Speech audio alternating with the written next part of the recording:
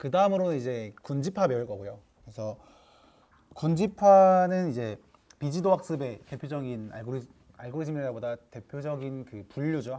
분류 중에 하나고요. 그래서 데이터 분포상에 비슷한 애들끼리 묶겠다는 그냥 그런 개념이라고 생각하시면 될 것 같습니다. 그래서 이번에 배울 거는 K-민즈 알고리즘이라고 해서 K개의 군집을 형성하는데, 그게 이제 각 군집들의 평균을 기준으로 군집을 형성한다 해서 K-민즈라는 알고리즘이 있고, 하이라키컬이라고 해가지고 계층적 클러스팅이라고 하는데, 얘 같은 경우는 가까이 있는 군집끼리 묶습니다. 그러니까 처음에는 이제 얘 같은 경우도 이제 탑 다운이랑 바텀업이 있는데, 위에서 탑다운 같은 경우는 가지수도 많아서 잘 안 써요. 아마 복잡도 높아서 알고리즘 최적화가 안 돼 있을 것 같기도 하고, 실제로 사이클론이 구현되어 있지도 않습니다. 그래서 주로는 이제 바텀업, 그러니까 아래에서 올라가는 식으로 가는데, 어떤 식으로 되냐면은 얘 같은 경우는 간단히 설명드리면은 그냥 처음에는 모든 데이터 샘플을 다 군집이라고 생각을 하고 가까이 이렇게 묶어가지고 마지막에 한 개 만드는. 근데 그것 중에서도 이제 뭐 제가 뭐 3개 만들어줘라고 하면은 그 3개 만들어질 때까지 가까이 이렇게 합치는 좀 그런 알고리즘입니다. 그래서 그거랑 이제 실루엣이라고 해서 군집화가 잘 되었는지 안 되었는지라는 이제 이밸루에이션 함수도 배울 건데, 네, 일단 그렇게 시작하도록 하겠습니다. 네, 그래서 하면은 이거 그냥 라이브러리는 그냥 불러오는 거고요. 그래서 이번에는 와인 데이터를 써볼 거예요. 사이클론 그 내장 데이터 중에 와인이라고 해서 와인의 등급이 1등급, 2등급, 3등급으로 나눠진 데이터가 있습니다. 좀 그렇게 큰 데이터는 아니고 작은 데이터입니다. 그래서 보면은 알코올량이 얼마나 많은지, 그래서 또 말리게 시드에서 말산이라고 하는데 뭐 말산의 양은 얼마나 많은지, 뭐 떨루맛은 레는, 페놀은 얼마나 많은지, 뭐 이런 식으로 해서 13개의 컬럼을 가지고 있고요. 그래서 사이클론의 내장 데이터 같은 경우는 데이터셋스라는 패키지 안에 들어있고, 그냥 한번 살짝 살펴보면은 눌러보시면은 좀 많이 있습니다. 캘리포니아 하우싱이라면 이거 제 생각에 뭐 주택 집값 예측하는 것 같고요. 뭐 또 대표적인 거라고 하면은 아이리스도 있고, 브레스트 캔서도 있고, 뭐 보스턴 집값 예측, 뭐 아까 썼던 숫자 이런 것도 있고. 네, 근데 저도 여기 있는 걸 많이 다 써본 건 아니기 때문에. 근데 이 와인 데이터 있고요. 그리고 아까 메이크 클래시피케이션에서 점 찍는 거 있었죠. 그것도 있었고, 보니까 또 뭐 리그레션도 있더라고요. 그래서 네, 그냥 이렇게 내장 데이터 쓸 수 있다. 내장 데이터가 있지만 사실상 잘 안 쓰는 거의 토이 데이터이기 때문에 잘 쓰진 않습니다. 네, 그래서 일단 이렇게 불러오고요. 그래서 설명 한번 보는데, 설명 그냥 이렇게 컬럼이 이렇게 있다고만 생각하시면 될 것 같습니다. 그래서 클래스는 뭐 0, 1, 2 이렇게 클래스가 있다라고 설명되어 있고, 네, 뭐 이렇게 또 기초 통계량도 그냥 간단하게 좀 한번 해주네요. 그래서 얘는 넘기고, 그래서 얘네 같은 경우는 이제 점 데이터라고 해서 그 데이터 파일, 그러니까 컬럼, 그러니까 변수들을 가져올 수 있고, 점 타겟이라고 해서 레이블을 가져올 수 있습니다. 그리고 이제 저 같은 경우는 이제 데이터 프레임을 만들어서 좀 보면서 하는 걸 좋아하기 때문에 피처 네임도 가져오고요. 그래서 데이터랑 레이블이랑 컬럼이 있으면은 데이터 프레임 만들 수 있죠. 그래서 만드시면 이렇게 됩니다. 그러니까 데이터 그대로 넣고, 컬럼은 뭐 피처 네임스 가져온 거 그대로 넣으면 되고요. 그런 다음에 네, 헤드에서 찍어보면은 이렇게 이쁘게 잘 되어 있습니다. 근데 레이블 같은 경우는 제가 여기다 추가 안 하고 그냥 따로 변수를 빼놓은 거고요. 그래서 쉐이프 보면은 178개밖에 안 돼요. 데이터셋. 13개 컬럼이고, 뭐 13개의 차원의 데이터라고 생각하시면 될 것 같고, 디스크라이브로 한번 찍어보기도 하고요. 인포도 그냥 찍어봅니다. 일단은 거의 습관적으로 찍는 거니까요. 그래서 다 실수로 돼 있구나 생각하시면 될 것 같습니다. 그래서 클러스터링은 제가 방금 전에 시작하면서 말씀드렸던 것처럼 이제 비슷한 애들끼리 묶은 다음에 이제 그 비슷한 애들끼리 묶었으면 이제 그 군집들의 좀 특징을 약간 분석하는 좀 그런 비지도 학습 기법이고요. 네, 그래서 삼성에서는 제가 했을 때 어떻게 했었냐면은 클러스터링을 한 다음에 얘가 실제로 잘 된 건지 안 된 건지, 그냥 원래는 레이블이랑 비교하시면 안 돼요. 왜 그러냐면은 클러스터링 할 때는 원래 레이블 없으니까 그렇게 비교하시면 안 되는데, 그냥 저는 보여드리고 싶었던 게 이 군집이 비슷한 애기 묶었다고 했는데 실제로는 그렇게 좋은 게 아닐 수도 있다라고 그냥 한번 인식하시라고 했었는데, 그게 좀 약간 혼란을 드리는 것 같더라고요. 그래서 이 부분에서 뺐고, 클러스터링 했을 때 비슷한 애기 묶었지만 걔가 실제로는 뭐 레이블이 다를 수도 있다는 점, 그러니까 얘가 적절하게 묶인 게 아닐 수 있다는 점 그냥 생각하시면 될 것 같습니다. 그래서 K-민즈 클러스터링은 제가 뭐 3가지 단계라고 딱 만들어놨는데, 그래서 각 데이터 포인트에 가장 가까운 중심점을 찾는다고 하는데, 보면은 일단은 그냥 점을 랜덤하게 찍습니다. 그러니까 데이터를 흩뿌려 놓고 K민즈죠. 제가 약간 설명이 그 순서가 이상했는데 K민즈에서 어떻게 찾냐면은 데이터를 흩뿌려 놓습니다. 그냥 평면에다가. 그런 다음에 랜덤하게 K개의 점을 찍어요. 뭐 K개라는 거는 아까 클러스터의 개수라고 말씀드렸으니까 만약에 제가 K를 3이라고 했으면은 흩뿌려 놓고 거기서 3개 점 아무거나 뽑습니다. 뽑은 다음에 이제 그 3개 점을 기준으로 거기 근처에 있는 모든 점들의 거리를 계산을 해요. 그러니까 뭐 1번 데이터랑 뭐 1번 데이터라고 할까요? 1번 데이터랑 이 3개 클러스터 중에 가장 가까운 애를 찾습니다. 그냥 거리 계산해서. 근데 거리 계산한 방법은 지금 제가 써드렸지만 뭐 맨하탄 디스턴스라 해서 수직으로 이동하는 방식이나 아마 유클리디안 디스턴스라 해서 그냥 그 수학에서 그 고등학교 수학에서 배웠던 점과 점 사이의 거리 있지 않습니까? 그냥 그걸로 하는 측정 방식이 있는데 그런 식으로 해서 가장 가까운 클러스터에 자기를 할당을 해요. 네, 가장 가까운 그 클러스터에 자기 자신을 할당해요. 그래서 그러면은 이제 군집이 형성이 됩니다. 처음 군집이 형성이 되면은 이제 그 군집들의 그 좌표의 평균을 내요. 그래서 K민즈예요. 그래서 평균을 내 가지고 새로운 중심점을 만들어낸 다음에 거기서 또 계산을 해요. 그러면은 이제 중심점이 막 이렇게 천천히 움직입니다. 천천히 움직이다가 이제 마지막에는 이제 멈추게 되는 시점이 있어요. 이제 그게 이제 K민즈 알고리즘이 끝났다고 할 수 있는 거죠. 그래서 점과 점 사이의 거리는 말씀드렸던 것처럼 맨하탄 디스턴스라고 해서 그냥 그 우리가 뭐 좀 그냥 지도에서 이렇게 직각으로 움직이는 거 한 블럭 한 블럭 이거 생각하시면 될 것 같습니다. 그래서 맨하탄 도시가 이렇게 블럭블럭으로 돼 있는 거에서 그래서 이름을 딴 것 같은데 그냥 이렇게 직각으로 이렇게 수직으로 이렇게 움직이는 거 생각하시면 될 것 같고요. 유클리디안 디스턴스는 그냥 직선으로 바로 그냥 딱 긋는 그겁니다. 그래서 네, 데이터는 약간 13개 컬럼 갖고 있다고 했었고 그런 다음에 이제 13개 차원으로 이루어진 벡터인데 얘 같은 경우는 이제 눈으로 찍어볼 수가 없잖아요. 그래서 얘를 방금 전에 배웠던 PCA로 해서 2개로 제가 떨어뜨려 볼게요. 그래서 떨어뜨리는 거는 근데 떨어뜨리기 전에 그 PCA 제가 설명하면서 약간 그 빼먹은 부분이 있는데 원래 PCA 하기 전에는 각 변수들의 스케일링을 맞춰줘야 돼요. 왜 그러냐면은 축을 뽑는 거기 때문에 각 변수들의 범위를 맞춰준 다음에 축을 뽑아서 거기다가 이제 프로젝션 하는 게 원래 그래야 되거든요. 그래서 먼저 민맥스 스케일링을 한 다음에 그 다음에 이제 PCA를 한번 해보도록 할게요. 그래서 민맥스 스케일링은 아까 사이클런의 프리프로세싱 패키지에 있었고요. 민맥스 스케일러로 해서 가져오셔서 바로 그냥 모델 가져오시고 모델 정의하신 다음에 얘가 fit transform이라는 함수를 있었죠. 해서 데이터 그냥 그대로 하시면 됩니다. 그래서 하면은 민맥스 스케일링 될 테니까 0부터 1로 다 바운딩이 되겠죠. 모든 변수가. 그래서 실행하시고 그런 다음에 PCA는 아까 사이클런의 디컴포지션 패키지에 있다고 말씀드렸죠. 그래서 디컴포지션에 임포트하고 PCA 하신 다음에 PCA 그거 네, 정의하시고 아까 말씀드렸던 그 축은 몇 개 뽑을 거냐 하는 변수는 n 컴포넌트죠. 한번 실행하고 해야겠습니다. 네. n 컴포넌트에다가 2를 넣어주고 뭐 다른 변수는 넣을 필요가 없었어요. 그래서 따로 넣지 않고 그대로 하겠습니다. 그런 다음에 PCA에서 바로 또 fit하고 하는 게 아니라 fit하고 transform으로 해서 데이터 바로 그냥 이렇게 넣으시면 될 것 같고요. 그러면 이제 데이터가 원래는 뭐 서로 다른 13개 컬럼이 서로 다른 스케일이 있었고 있는 그런 데이터였는데 지금은 이제 스케일링 한 다음에 PCA로 떨어뜨렸으니까 조금 정돈된 데이터로 돼 있을 겁니다. 그래서 데이터의 쉐이프는 아까 위에서 봤었던 178개의 샘플은 178개였고 이제 차원 13개 차원이었는데 그럼 이제는 하면은 178에 2겠죠? 네, 그렇습니다. 그래서 이제 얘를 클러스터링 할 건데 실제로 다 하나하나 뭐 데이터 포인트 계산하면서 하면 좋을 것 같았는데 일단 그거는 좀 제한될 것 같고 그냥 라이브러리 쓰는 걸로 보여드리겠습니다. 그래서 K-means 클러스터링은 사이클런에 이제 클러스터 패키지에 있고요.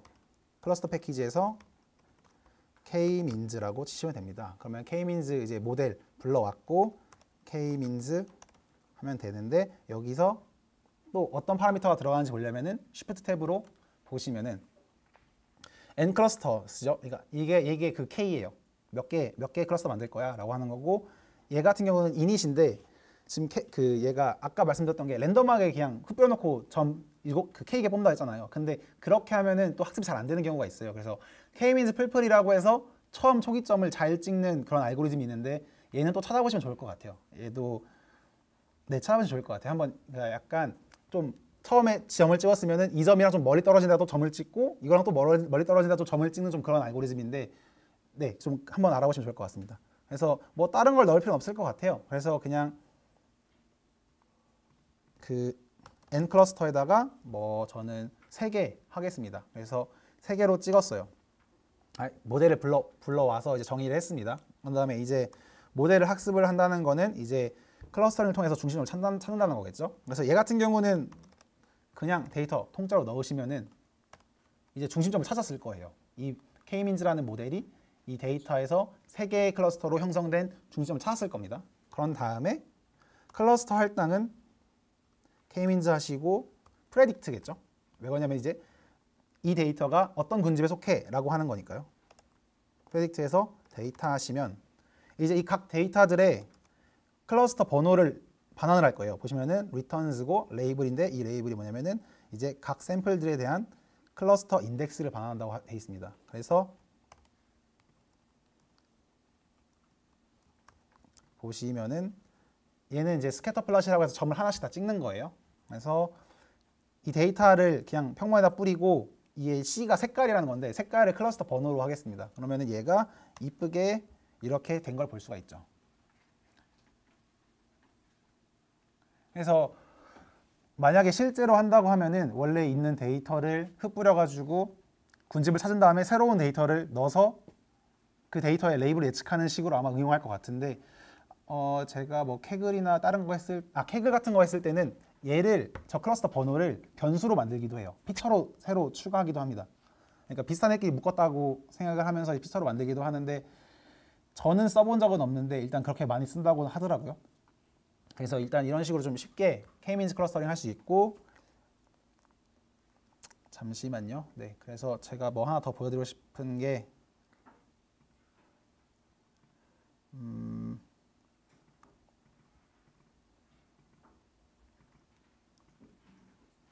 네. 그래서 이거를 하나하나 코드로 짜면 어떻게 되는지 보여드릴게요.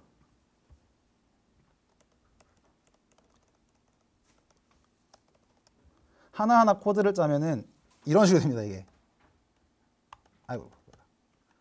이런 식으로 돼요. 이런 식으로 다 짜야 돼요. 그래서 모든 i번즈에 대해서 중심점 거리 계산을 하고 거기에서 뭐 변했는지 안 변했는지 한번 보는 거죠. 클러스터 번호가 변했는지 안 변했는지 보고 그런 다음에 거기서 가장 가까운 거 뽑고 클러스터 번호 그런 다음에 중심점 갱신하고요. 그러니까 그 평균 취하는 걸로 갱신을 하고 걔를 계속 돌립니다. 그러면은 얘가 잠시만요. 제가 이걸 보여드리는 거는 이동되는 걸 보여드리고 싶어서 그런 거예요. 그래서 보면은 조금 바뀌는 거 보이시죠? 이렇게 바뀝니다. 이렇게 바뀌다가 뭐 하는데 한 5번 도니까 멈췄죠. 이런 식으로 되는 거예요. K-민즈가 이렇게 처음에 막 찍어서 이렇게 됐다가 조금씩 움직이다가 이제 더 이상 중심점이 변하지 않을 때까지 하는 거죠. 그래서 이런 식으로 이루어집니다. 네.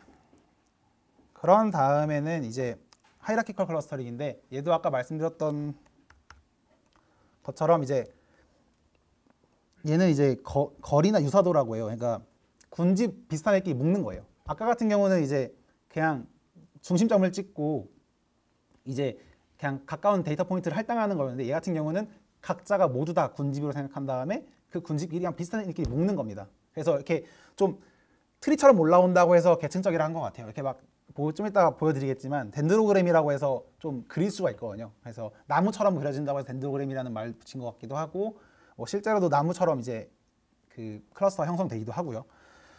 그래서 이제 그 사이클론에서는 이제 바텀업 그러니까 다 한 개, 그러니까 n개의 클러스터에서 이제 내가 만들고 싶은 그 클러스터까지 쭉 올라오는 그런 걸로 해서 이제 어글레머레이티브 그 클러스터링이라고 하고요. 그래서 어떻게 가까운 클러스터를 찾을 수 있을까라고 하는 방법이 3개가 있습니다. 그래서 싱글 링키지는 그냥 그림 보시기 가장 편하죠.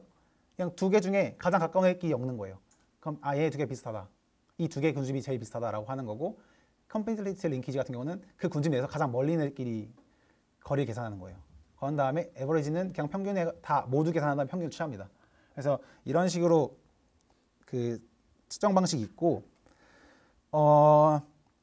네, 뭐 이 세 개 차이점은 좀 이따가 제가 다 하나하나 보여드리면서 하겠습니다. 그래서 네, 모델 같은 경우는 당연히 클러스터 있겠죠? 클러스터 패키지 있을 거고 어글레머레이티브 클러스터링이라고 이렇게 있습니다.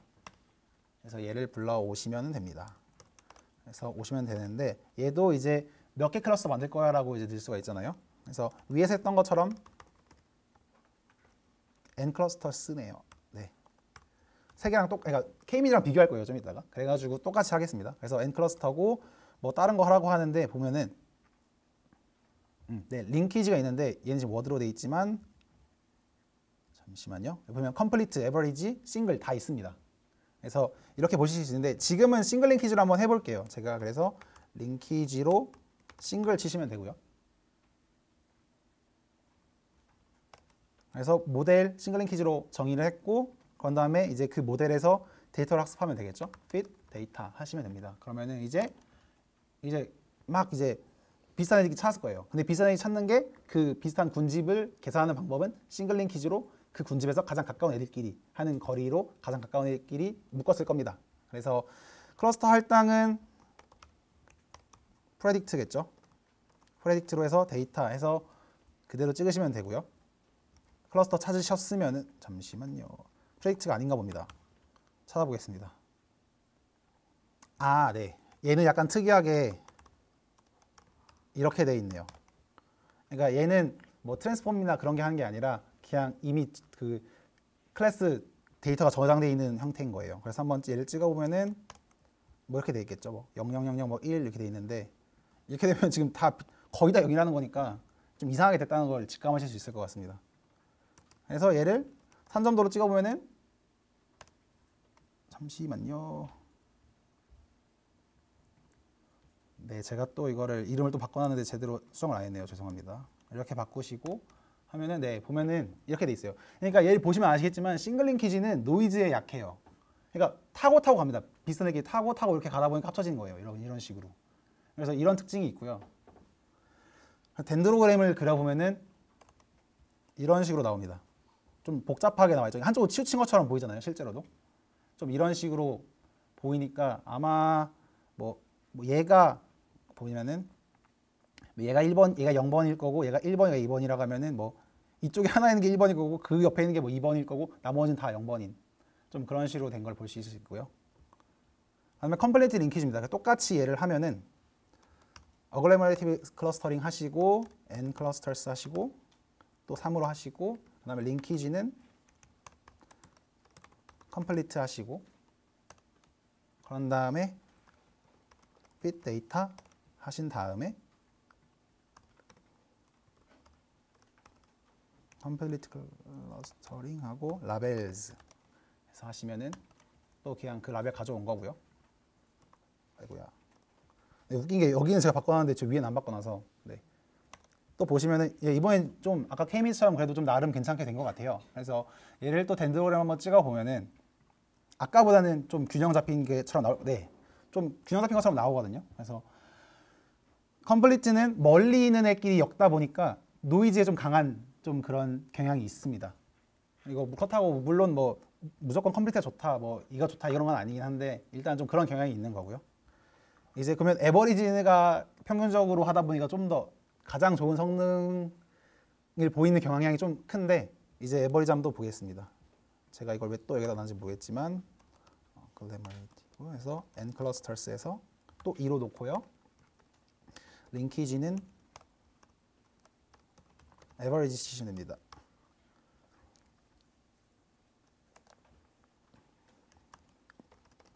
fit 데이터 하시고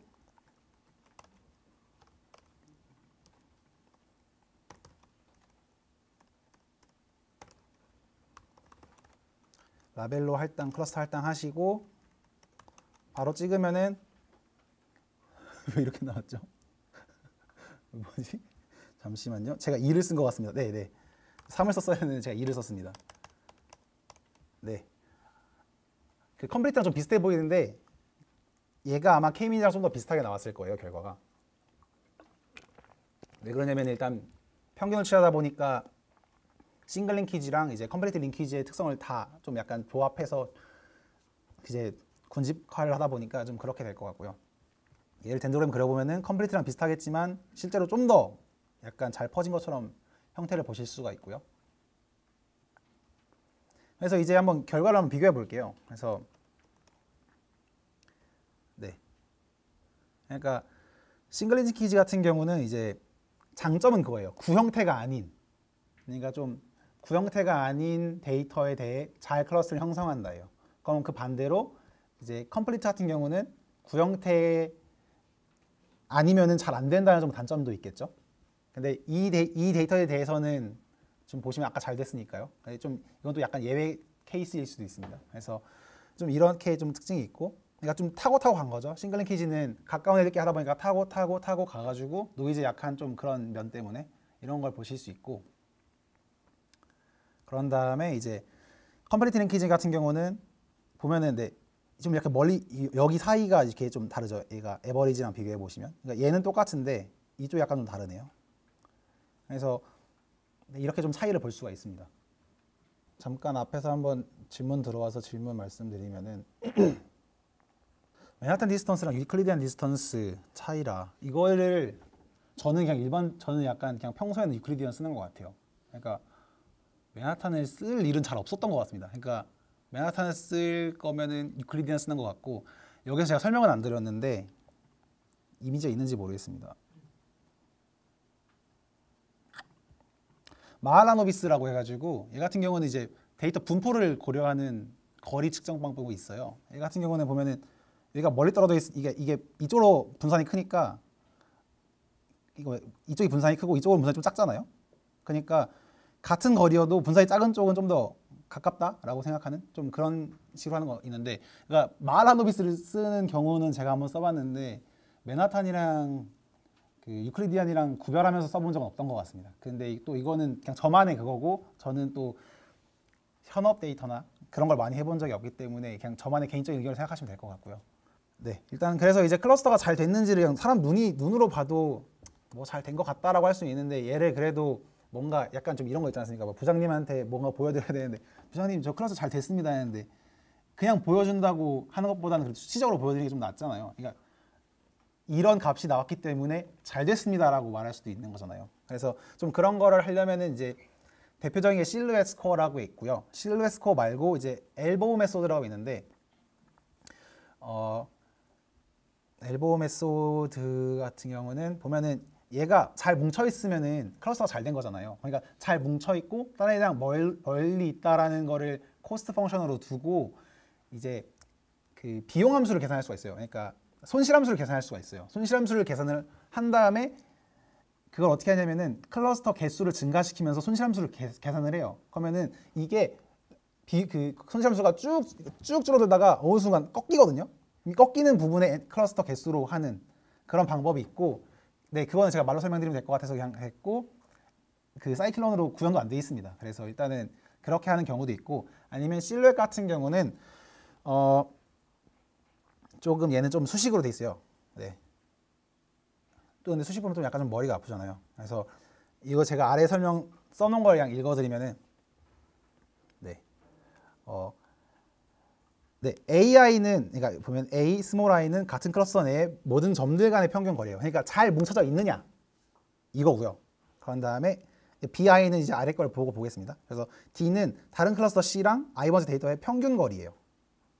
근데 평균 거리인데 BI가 그거의 최소값이래요. 그러니까 가장 가까운 클러스터 거리인 겁니다. 그러니까 뭐라고 말씀드려야 될까요? 그러니까 얘는 클수록 좋은 거죠. 그러니까 다른 클러스터랑 멀리 있어야 되니까 클수록 좋은 거고요. 얘 같은 경우는 작을수록 좋은 거예요. 그래서 네, A는 잘 모였으면 가장 작은 값을 나타낼 거고, B는 멀리 떨어져 있으면 가장 큰 값을 나타낼 거예요. 네, 이것까지 이해 가셨죠? 그런 다음에 이제 분모가 중요한데 이제 이 둘 중에 큰 거를 고르래요. 그러면은 아까 정말 극단적으로 생각하면은 AI는 그냥 가장 작다고 하면 그냥 0이라고 생각하겠습니다. 그럼 AI는 0이 될 거고, 얘는 뭔가 어떤 값이 될 거예요. BI는 어떤 값이 될 겁니다. 그런데 이제 AI는 0이라고 말씀드렸고, 이제 거리다 보니까 0 밑으로 내려갈 수가 없겠죠, 일단. 그런 다음에 그러면 얘가 0이니까 그럼 BI가 골라질 거예요. 그러면은 1이 될 겁니다. 그래서 실루엣 값은 가장 잘 분류가 됐다가 하면은 1이 될 거고 진짜 이상하게 됐다가 하면은 값이 엄청나게 작아질 거예요. 그래서 그런 식으로 이제 값을 계산하는 거고 그러니까 그냥 결론을 내드리면은 쉽게 말해서 모여 있을수록 좋고 다른 클러스랑 멀리 있을수록 좋다라는 겁니다. 근데 이거에도 약간 구멍이 있는 게 어떤 아웃라이어가 있어요. 아웃라이어가 있어서 멀리서 혼자 클러스터를 형성을 합니다. 그럼 그렇게 되면은 실력 점수가 높아지기도 해요. 근데 그렇게 뭔가 관측이 됐다고 하면은 미리 전처리해가지고 아웃라이어 없애는 게 낫겠죠. 내가 군집화를 제대로 할 거라면. 그리고 실루엣 점수 스코어를 쓸 거라고 한다면. 그래서 일단 그런 식으로 이제 실루엣을 계산한다고 생각하시면 될 것 같고, 얘는 네, 0.5 이상이면은 그래도 좀 쓸만한 클러스 잘 된 것 같네 라고 생각하시면 될 것 같습니다. 물론 찍어 보셔서 아웃라이어가 있는지 없는지 한번 보시는 게 낫습니다. 왜 그러냐면은 아까 말씀드렸던 아웃라이어가 있으면 점수가 높게 나와요. 높게 나오기 때문에 그런 건 어느 정도 감안하시면 좋을 것 같고요. 네, 그래서 제가 얘를 가장 높은 실루엣 점수를 찾는, 그러니까 가장 높은 실루엣 점수를 찾는 이제 클러스터 개수를 알아보도록 할 거예요. 그래서 저 어떻게 해놨냐면은 클러스터 한 개는 클러스터링이 아니죠. 그래서 2개부터 시작해서 10개까지 한번 제가 찍어보려고 합니다. 그래서 얘는 그냥 사실상 그냥 코딩인데 그냥 K-means 하셔서 N 클러스터에다가 여기 그러니까 얘는 지금 2부터 10까지 쭉 나오겠죠, 숫자가. 반복문으로 해서 그냥 넣어주시고요. 근데 K-means는 다른 파라미터 할 필요가 없었으니까 다른 건 파라미터 안 넣겠습니다. 그런 다음에 fit을 하죠. 데이터 fit을 합니다. 이제 데이터의 이제 클러스터 중심점을 찾는 거죠. 찾은 다음에 하고 그거에 이제 클러스터 번호 레이블을 찾습니다. 그래서 스코어는 이제 여기 실루엣 스코어라고 따로 있어요. 함수가. 그래서 보시면 되겠지만 잠시만요. 설명을 보려면 한번 실행을 했어야 되기 때문에 이렇게 하겠습니다. 그래서 실루엣 스코어에 뭐가 들어가는지를 보시면은 x, 그러니까 그냥 그 데이터 값 들어가면 되고요. 레이블은 이게 그 클러스터 군집 번호입니다. 그래서 매트릭은 유클리디안으로 계산하겠다, 거리는 유클리디안으로 계산하겠다는 거고요. 보시면은 아마 다른 것도 있을 거예요. 여기에 나와 있진 않지만 아마 그 맨하탄도 지원을 할 거고 아마 그 아까 그 분포를 고려하면서 한다고 하는 이제 마하라노비스도 아마 있을 겁니다. 그래서 얘로는 이제 데이터 변수 넣고요. 클러스터 번호 이렇게 넣습니다. 이제 넣었는데 그러면 이제 스코어가 계산이 될 거예요. 그러면 이제 클러스터 개수는 몇이고 슬래시 점수는 몇이다라고 나올 건데 이제 이 아래에 있는 거죠. 얘 아래에 있는 거죠. 새로운 점수가 기존의 베스트 스코어보다 높으면은 이제 그냥 갱신하겠다라는 그냥 반복문이고요. 그래서 실행하시면은 이렇게 나옵니다. 그래서 3개일 때가 가장 좋다고 해요. 아까 뭐 위에서 했던 것도 3개일 때고 점수가 이렇게 나오니까 그냥 이렇게 가져가시면 되는 겁니다. 그냥 부장님 저 그 클러스터링 했는데 3개가 제일 잘 나왔고 점수는 0.57 나왔으니까 어느 정도 괜찮게 된 것 같습니다. 이렇게 하면은 그냥 딸랑 가서 그림 보여드리는 것보다는 이게 훨씬 나을 거라는 거죠. 그래서 K-means는 이런 식으로 나오고요. 하이라키컬 클러스터링도 똑같습니다. 그냥 하면 되는데 얘도 클러스터링에서 얘도 N 클러스터는 하고 링키지는 아까 그나마 제일 좋았던 에버리지로 한번 해볼게요. 제가 뭐 에버리지라고 써놨네요.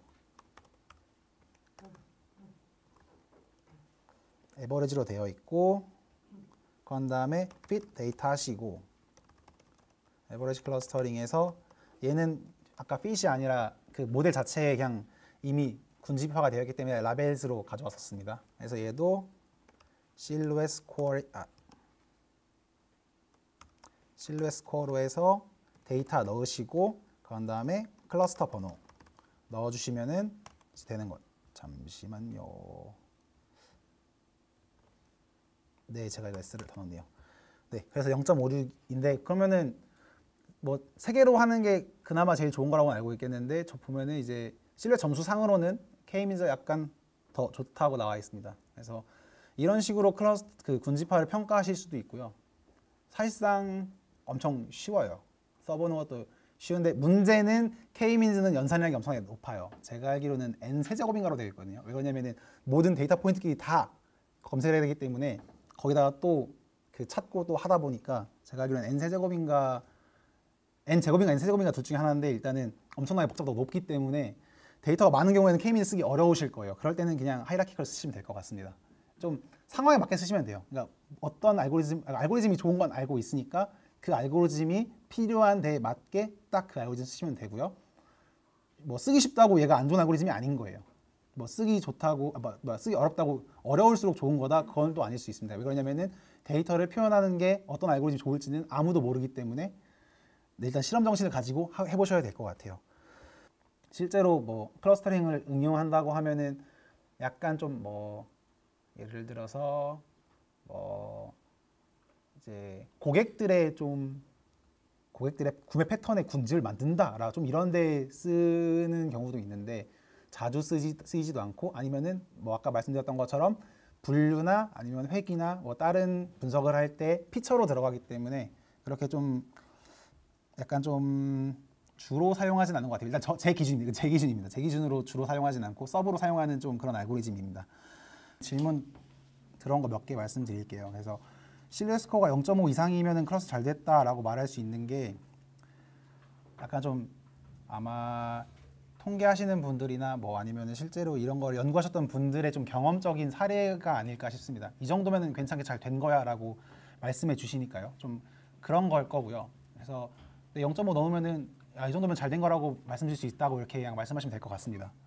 그리고 또 어떤 분께서 이제 실러 스코어가 1이 가까울수록 이제 잘 분류된 거고 마이너스 1에 가까울수록 그러니까 잘못된 거라고 말씀했는데 아까 그 수식을 보시면 그냥 뒤집으면은 그러니까 B가 0이 되면은 마이너스 1이 될 거예요.